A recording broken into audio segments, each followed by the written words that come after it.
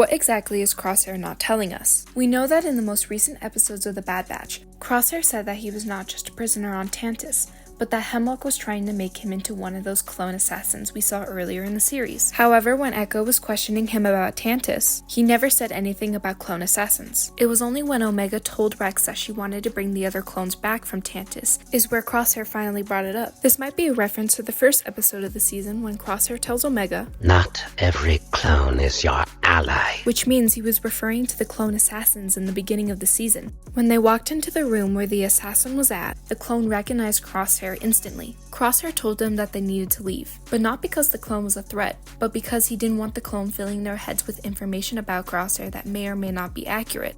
Crosshair mentioned that Hemlock tried making him into one of the clone assassins, but that didn't work because he was defective by nature. This might be one of the reasons why his hand is shaking and won't work correctly, because maybe his re-education didn't work in the way Hemlock wanted it to. This brings us to Clone X. There are many theories that he may be tech, and maybe Crosshair knows that it's tech. At the end of the episode, Crosshair tells the other clones that he'll take care of Clone X, they just have to make it to the rendezvous. Was it only because he wanted to protect them? Or maybe it's because he knows who this clone is.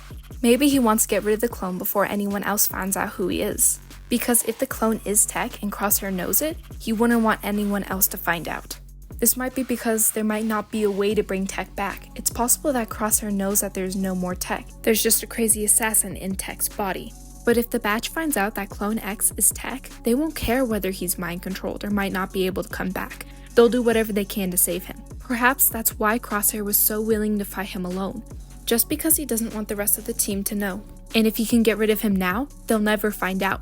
That's why we can see Clone X say, "You had your chance to be one of us." If it really is tech, maybe he isn't referring to Crosshair becoming an assassin, but rather he was referring to Crosshair not choosing to stay with the Bad Batch. When the clone falls down the waterfall, Crosshair probably believes that the clone is now dead, and that he won't have to worry about him anymore, but we know otherwise.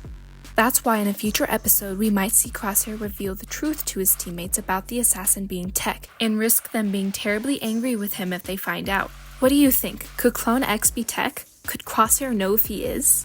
If you want more Star Wars breakdowns and theories, make sure to like and subscribe, and I'll see you in my next video.